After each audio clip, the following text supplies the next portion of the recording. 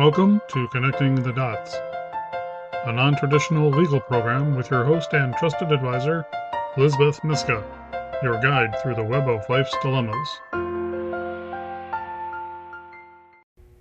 Welcome to another edition of Connecting the Dots. I'm your host, Liz Myska. And today I have a new friend from Umass, nurse practitioner. Ta-da!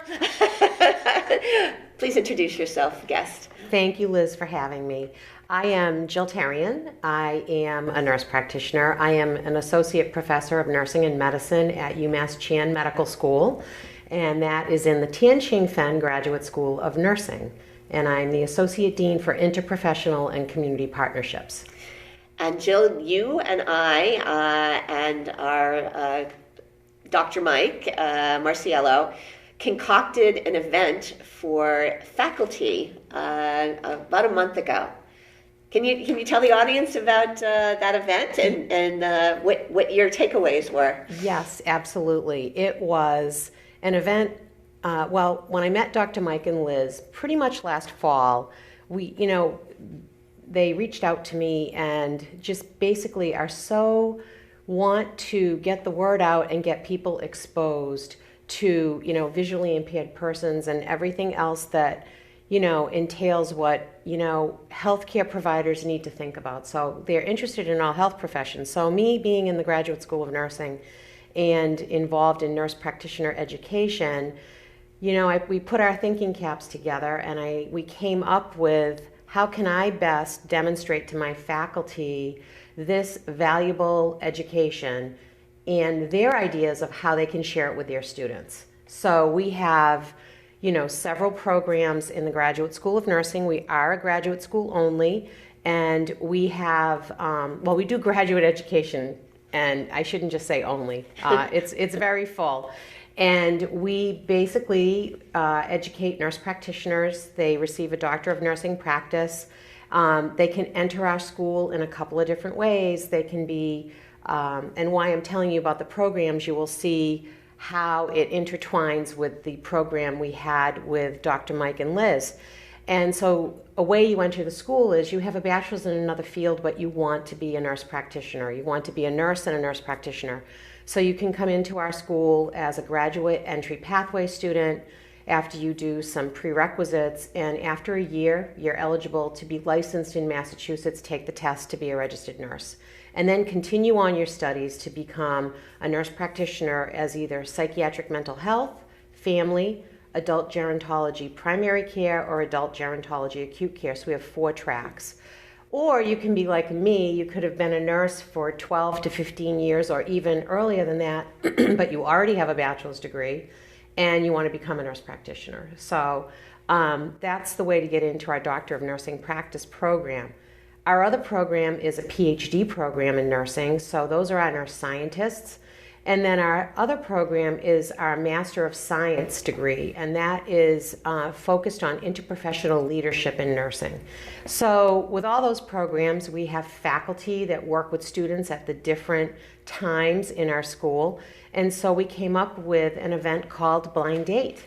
And this was held last month, and basically the faculty had to go on my invitation that this was going to be intriguing, innovative, and, really we wanted to expose them to this. And so we ended up having, I think, a total of 10. I would say, 9 or 10. 9 or 10 that could attend. It was on a Tuesday evening. And we had Dr. Mike and Liz come in and we followed their directions. And I'll let her take it from there. Well, you did an excellent job of describing, which is one of the hallmarks of being a guide for VIPs, for visually impaired people. But as you said, Dr. Mike, who is also visually impaired, and myself, being visually impaired, and being professionals, we think that there's a lot of myths and mystery about people with disabilities, particularly people with visual impairments. So the blind date concept was, it's very awkward. We all know, if we've been on a blind date, we know, awkward. You don't know what you're going to get, meaning, how successful it's going to be. So thanks to you, Jill, we played up that concept. And because you had the relationship with the faculty. I think that that's an important attribute.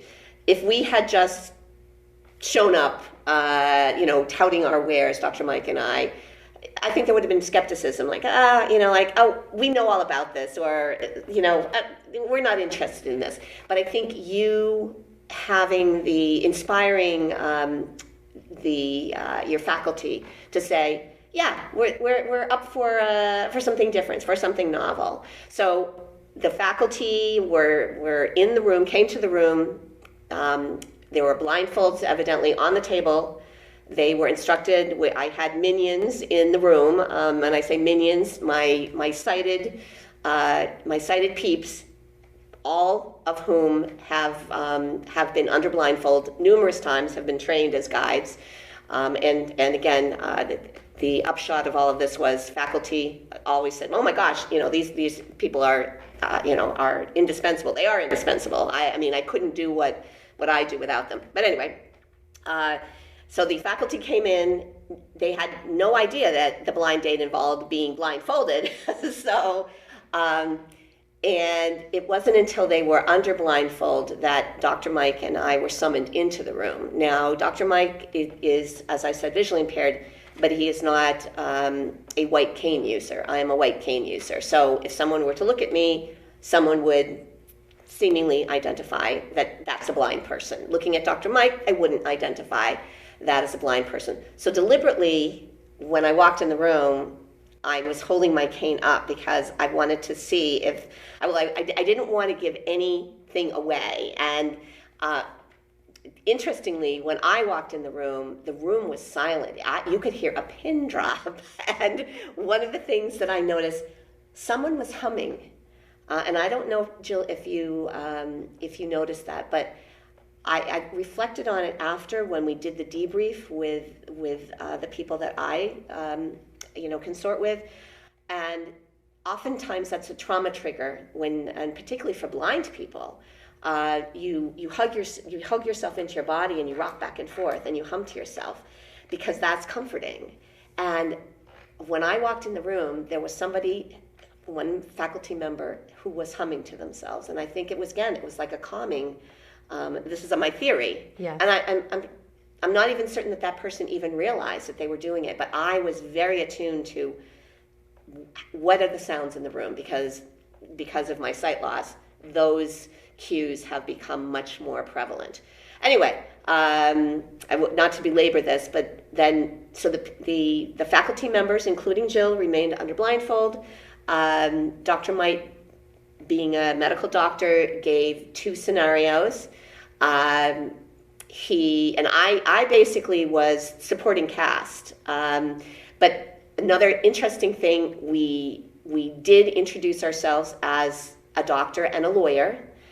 And during the phase of the blind date, when the participants were sitting at the table blindfolded, I really wasn't saying much, which is very novel for me, that I am usually, I'm usually the motor mouth. But again, I didn't want to give anything away. But it was interesting to me, this is my takeaway, that the faculty thought of me as an ambulance chaser, like the lawyer is here because she's here to talk about, what she's going to do to us, how she's going to sue us, and, risk and liability. And I had to chuckle to myself because I am not a trial attorney. I am not a litigator. I can count on my hands the number of times I've been in court. But that is the perception of a lawyer. And that intrigued me because what we were trying to do was demystify the stereotype of a blind person or a visually impaired person. And yet lawyers are they're going to get me into trouble. They're going to sue me, and they're going to take my my livelihood and my life away. Anyway, at a certain point in time, because it's your staff, your faculty were responding medically to the questions that Dr. Mike was responding to, and actually. one of the things the first scenario, a young girl, 19 years old, had fallen down the stairs and she had broken, I can't remember if it was her foot or her arm or whatever. And one of the things that you said was, well, I would want to look at her and touch her. And I thought, well, that's absolutely what I thought you were going to say. because that's what medical individuals do. That's what you're trained to do. But then again, I put myself in the shoes of the blind person, because oftentimes when I go for a medical appointment, nothing is described to me. People are touching me without asking me. People are looking at me and evaluating me, and I don't know for what. And so that's very, very disconcerting. Wow. Then the latter portion, you met your date, you were paired with your date, and the dates were my minions, who have my seasoned guides who have been blindfolded and guided many, many times. And you just went for a short stroll outside the conference room where we were all ensconced in. I had told my minions, offer the cane, but don't push the cane, because again, I have found in my journey into blindness, I resented the fact when people would push me towards the blind things, particularly push me towards the white cane, because again, there was the stigma of being identified with that. But I've learned my lesson. The cane is my friend, and I want the cane. But it was interesting. Again, the report backs were some people declined the cane and then realized, oh, I need the cane, and that was for choice.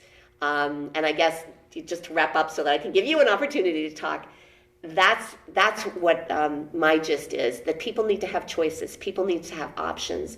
People need to know what those options are. They're not necessarily going to know that. Either as a professional, you're not going to know that. And that's why it's so important that you consort with different professions and you learn from different individuals. How can I help you? How can you help me? And that's what you permitted Dr. Mike and I to do, Jill, in that blind date. So now I will hand it back to you. Yes, well, I think, the way that the experience came together and the actual evening when it took place, it was a very rich experience. And my hope was that I could expose at least one of the faculty from each of the programs to this, because I wanted them to think, how can I share this with my learners? Where does this fit? It's valuable, it's rich, it's important, and it makes you think differently. Yes. Absolutely. We are all in this for lifelong learning. Yes. That is what this is about. You don't just get your degree and then move on through life. It's all about lifelong learning. And so I learned something today from you already.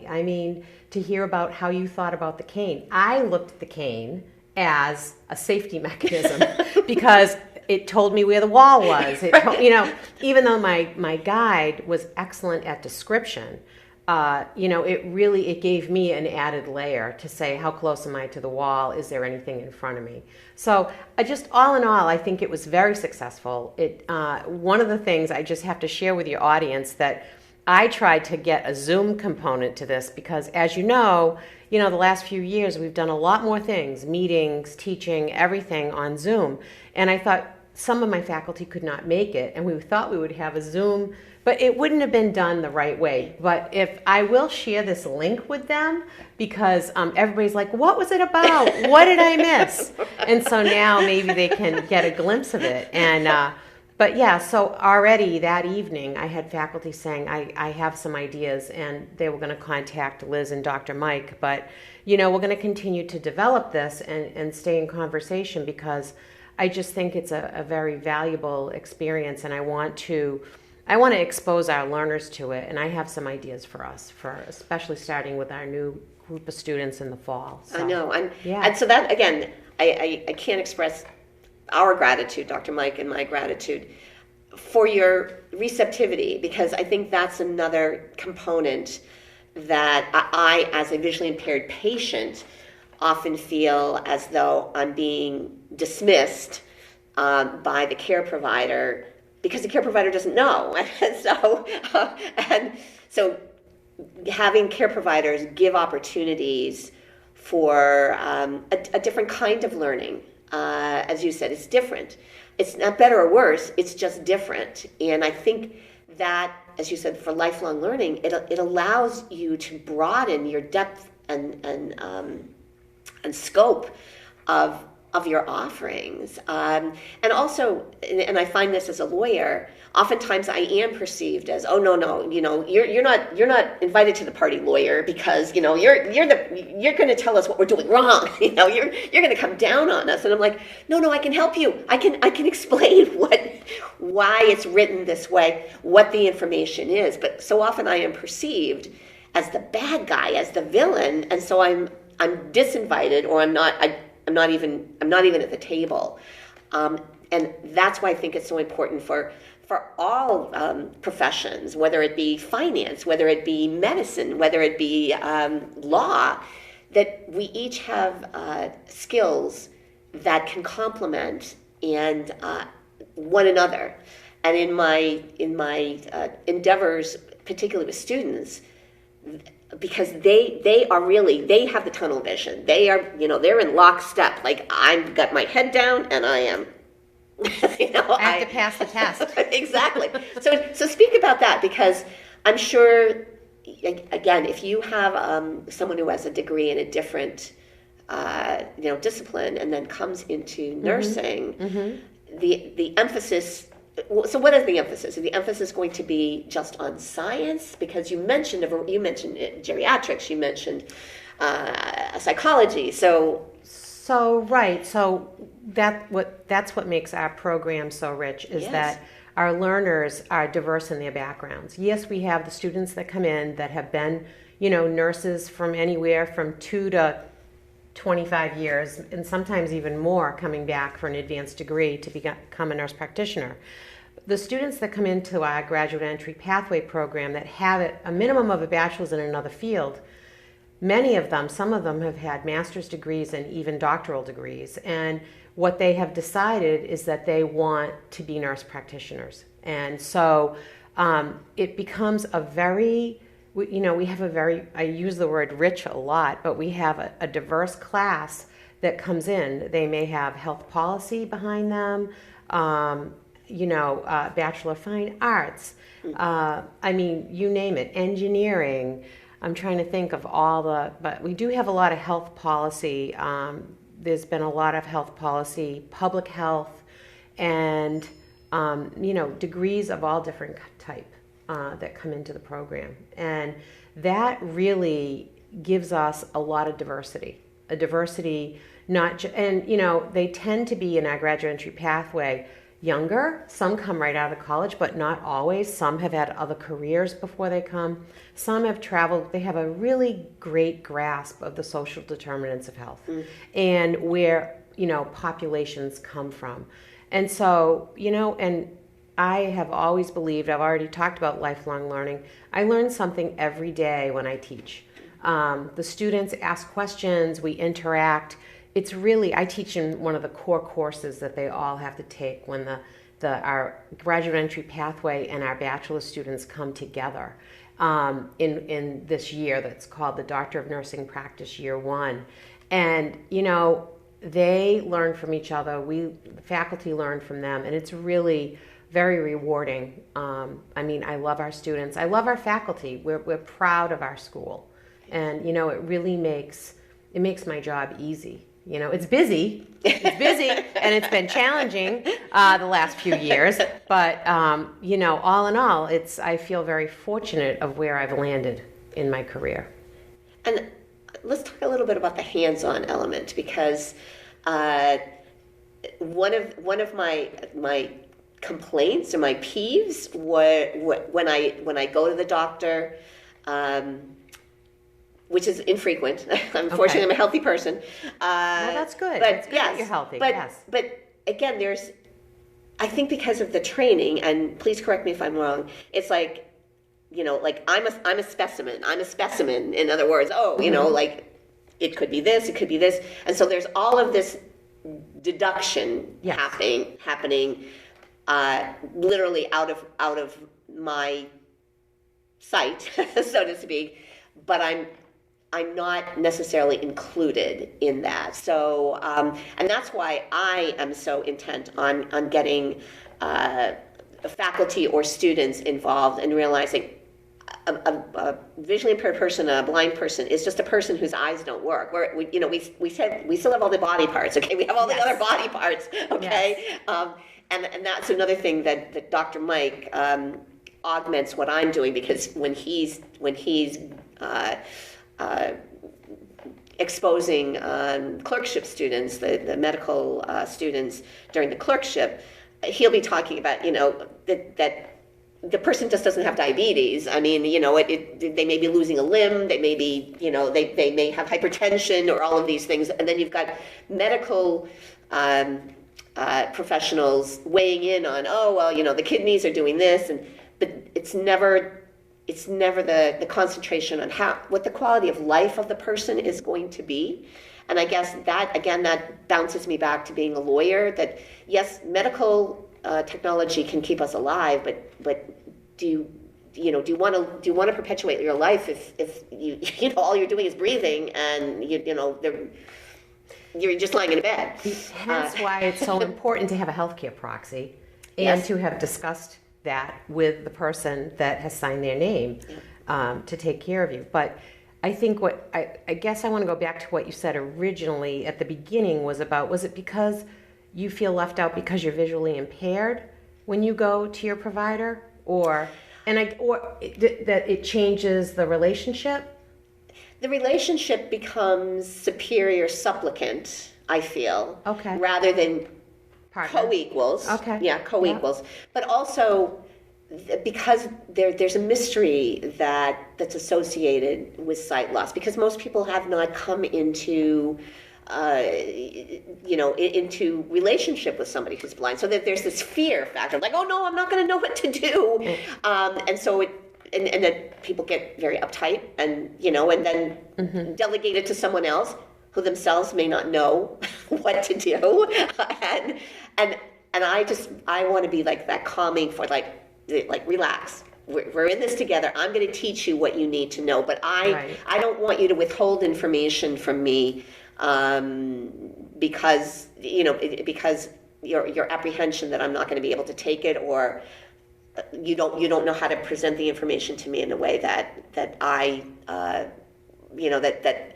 that I can tolerate. I guess so, because law is so much about communication, and I think really so much of life is about communication, and it's breaking down those barriers of, I'm going to communicate a different way. Touch could be the way that we communicate. You're feeling that my arm is warm, or you're seeing the swelling. I mean, that's the other thing I think with medicine. I'm not going to know if a mole changes color. Correct. I'm not going to know that because I can't see that.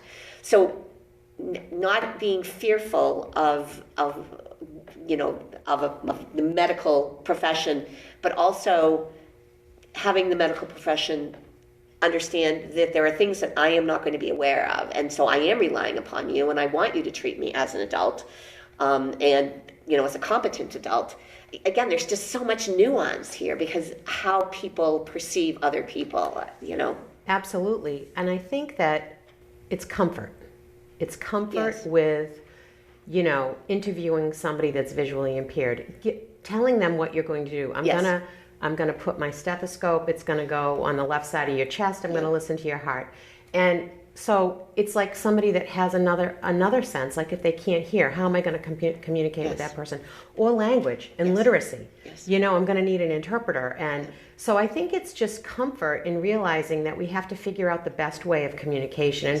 And I think at the medical school and the graduate school of nursing, we are open to teaching our learners that. And, because really when you go into a visit with your provider, it is a partnership. Yeah. And yes, I'm going to need to lay hands on you, like you said with the example we did on Blind Date. But the most of my information is going to come from the history of what happened and why you're there. Mm-hmm. And, and the laying on of hands really kind of confirms that. Yes. And so, but yeah, it's learning how to communicate people and with people and meeting them where they're at in whatever, is, going on, whether it's a vision, hearing, or literacy, Cognition is that's a tough one. Right. Absolutely. Right. So, Jill, we've touched on, speaking of touch, yes, we've touched on a few things, and alas, we are out of time.